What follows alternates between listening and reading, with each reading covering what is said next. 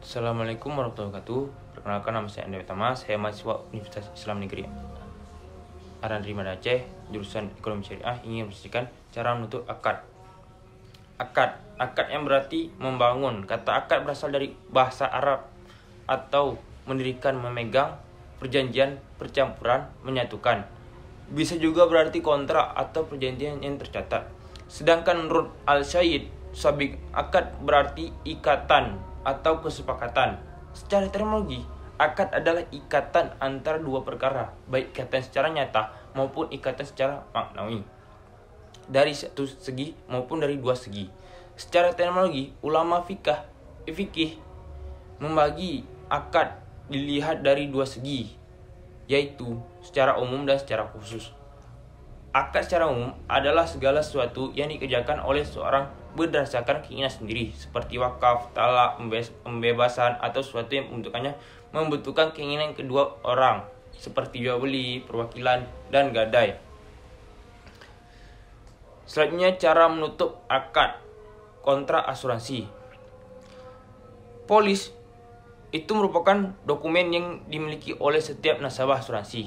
Dokumen ini menjadi bukti keikutsertaan sertaan seseorang atas asuransi pada suatu perusahaan. Perusahaan memiliki kewajiban mengembalikan uang jika terjadi kematian atau cacat selama masa kontrak. Pemberian uang ini diberikan kepada pemohon atau kepada ahli waris yang terkait. Seseorang nasabah asuransi berhak untuk menutup polis sewaktu-waktu. Penutupan polis itu sendiri didorong oleh beberapa faktor, seperti ketidakmampuan ekonomi, memiliki pengeluaran yang mendadak, bahkan tidak merasa membutuhkan asuransi. Seorang nasabah yang memutuskan menutup asuransi tidak akan mendapatkan kembali premi yang pernah dibayar. Akan tapi, hal ini berlaku lain jika peserta tersebut membatalkan polis sesuai waktu yang telah disepakati. Jika kita ingin menutup asuransi, cara-caranya sebagai berikut. Yang pertama, menutup polis melalui agen asuransi. Langkah pertama yang kita lakukan untuk menutup polis asuransi adalah melalui agen. Biasanya para agen memiliki pengetahuan dan kemampuan lebih terhadap perusahaan asuransi yang kita pilih. Kita konsultasikan pada agen yang telah kita datang tersebut dan ikuti arahan mereka untuk menutup polis asuransi. Yang kedua, menutup polis asuransi melalui kantor cabang. Biasanya perusahaan asuransi kesehatan memiliki banyak kantor cabang di berbagai daerah. Kita bisa memanfaatkannya untuk berkonsultasi jika kita ingin menutup polis asuransi. Dan di kantor cabang kita bisa mengecek berapa saldo asuransi kita selama ini. Yang ketiga, menutup polis asuransi melalui customer service atau CS. Cara ini kita bisa melalui dengan menghubungi customer service perusahaan asuransi untuk mendapatkan info lebih lanjut. Setelah menghubungi customer service perusahaan asuransi tersebut, kita diminta menelpon atau mengemail customer service tersebut. Dan selanjutnya, untuk memverifikasi data, customer service akan memastikan keanggotaan asuransi kita. Kita perlu menyiapkan data-data berupa nomor polis, nama lengkap, tanggal lahir, alamat, dan nomor handphone yang kita gunakan untuk daftar. Proses verifikasi ini dilakukan hanya sekali, dan setelah data-data diverifikasi, kita akan mendapatkan nomor identification atau nomor PIN gitu. Setelah kita dapat nomor ini, penutupan polis bisa kita teruskan ke tahap selanjutnya. Setelah semua data diverifikasi, maka utarakan maksud kita untuk menutup polis asuransi melalui customer service. Lalu kita kirim berkas lewat email. Selanjutnya, kirim ke semua persyaratan yang telah kita tahu ke kantor pusat. Selanjutnya, yang keempat, proses penutupan melalui kantor pusat. Nah, di sini kalau di kantor pusat, kita hanya datang aja ke kantor pusat perusahaan asuransi. Lalu kita bilang saja semua maksud dan tujuan kita, yaitu untuk menutup polis asuransi. Dan jika persyaratan berkah kita bawa telah setuju, kita bisa mengecek berapa saldo yang telah tak ada dan sisanya akan transfer ke rekening. Selanjutnya, menutup polis dengan tidak membayar. Kita bisa saja menutup polis dengan cara tidak membayar. Karena jika kita tidak membayar, maka akan dihitung tidak aktif. Namun jika kita membayarnya lagi, maka akan aktif, kecuali kita tidak membayarnya selamanya. Besarnya diasuransikan. Yang pertama, usia tertanggung. Usia tertanggung atau pihak tertanggung risiko finansialnya oleh perusahaan asuransi sangat menentukan harga dari sebuah premi semua produk asuransi, khususnya asuransi jiwa dan asuransi kesehatan. Semakin muda usia tertanggung ketika membeli polis asuransi, kemungkinan besar harga premi yang ia harus bayarkan bahkan lebih murah. Karena di bawah usia 30 tahun tidak diwajibkan tes kesehatan. Sebaliknya, semakin tua usia tertanggung, berarti risiko yang dialihkan kepada perusahaan asuransi semakin besar. Hal ini yang menyebabkan perusahaan asuransi menetapkan premi lebih mahal bagi usia 30 tahun ke atas. Selanjutnya, riwayat kesehatan. Perusahaan asuransi, di mana perusahaan asuransi mensyaratkan tes kesehatan terlebih dulu bagi para calon pembeli polis asuransi sebelum mereka menandatangani kontrak. Selain itu, mengisi pengajuan polis asuransi, menuliskan secara jujur riwayat kesehatan pribadi kita, bahkan riwayat kesehatan orang tua. Selanjutnya, mengapa perusahaan asuransi ingin mengetahui riwayat kesehatan kita sampai detail?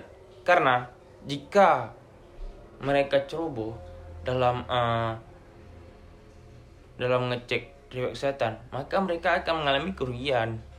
Contohnya gini, kalau tiba-tiba di umur 30 tahun tahu-taunya dia punya penyakit, nah tiba-tiba dia meninggal, maka si perusahaan asuransi akan rugi. Selanjutnya, perokok aktif atau tidak.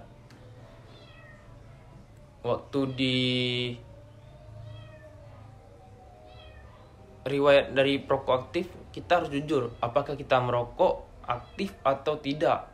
Karena banyak perusahaan asuransi melihat perokok aktif memiliki risiko kesehatan lebih besar daripada yang tidak merokok.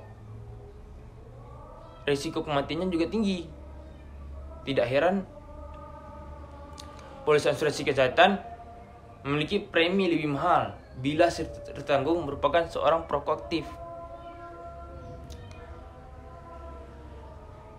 Selanjutnya, perusahaan asuransi syariah dan pasar asuransi syariah. Pada dasarnya, baik asuransi konvensional maupun asuransi syariah memiliki keunggulan atau kekurangan masing-masing, sehingga pemilihan produk asuransi dikembalikan kepada konsumen itu sendiri sesuai dengan kebutuhan dan kemampuan dari masing-masing konsumen. Dalam asuransi syariah memiliki keunggulan sebagai berikut. Yang pertama, pengelolaan dana menggunakan prinsip syariah Islami. Hal ini menjadi salah satu perbedaan yang cukup sangat signifikan antara asuransi konvensional dan asuransi syariah, di mana pengelolaan dana oleh perusahaan asuransi syariah harus memenuhi prinsip-prinsip syariah. Sebagai contoh, dana tersebut tidak dapat diinvestasikan pada saham dari emiten yang memiliki kegiatan usaha perdagangan yang dilarang menurut prinsip syariah, termasuk perjudian, minuman keras, dan lain-lain. Kegiatan produksi dan distribusi barang dan jasa haram berdasarkan Dewan Syariah Nasional Majelis Ulama Indonesia (DSN MUI). Selanjutnya, transparansi pengelolaan dana pemegang polis.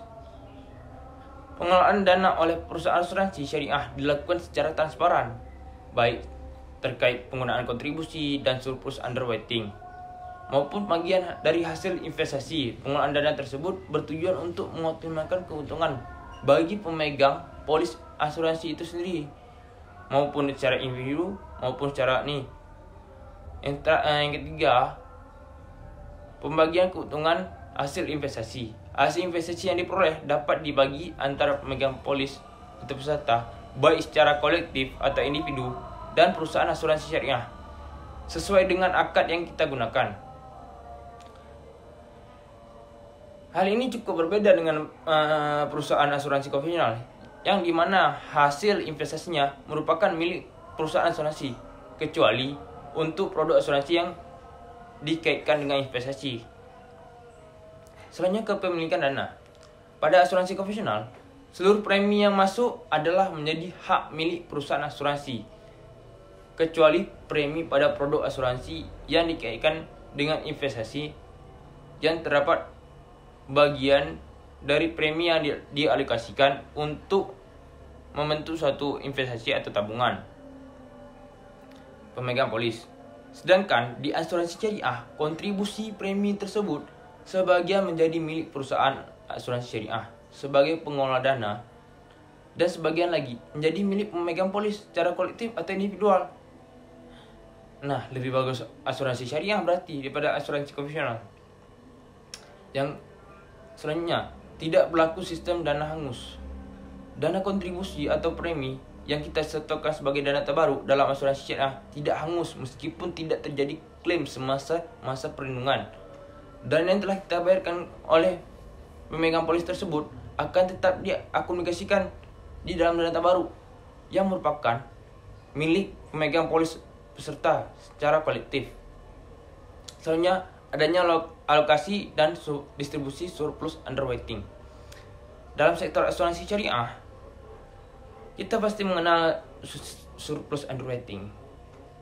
Surplus underwriting ini yaitu selisih lebih dari total kontribusi pemegang polis ke dalam dana terbaru setelah ditambah recovery klaim dari asuransi dikurangi pembayaran santunan atau klaim, kontribusi reasuransi, dan penyisian teknis dalam satu periode tertentu.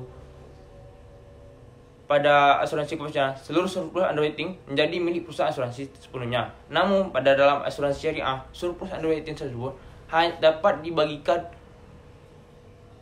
ke dana terbaru. Pemegang polis yang memiliki kriteria dan perusahaan asuransi sesuai dengan presentasi yang terdapat dalam polis untuk produk asuransi syariah saat ini yang tersedia sangat beragam jenis, hampir sama dengan yang kita temui di asuransi konvensional. Produk asuransi tersebut dapat dikelompokkan dalam beberapa kelompok. Yang pertama, produk asuransi syariah yang memberikan manfaat berupa santunan atau penggantian jika terjadi musibah, misalnya meninggal dunia, sakit, kecelakaan, kerusakan, atau kehilangan harta benda. Yang kedua, polis asuransi yang memberikan manfaat asuransi berupa santunan jika peserta itu meninggal dunia, dan manfaat berupa hasil investasi. Sekian presentasi dari saya. Wassalamualaikum warahmatullahi wabarakatuh.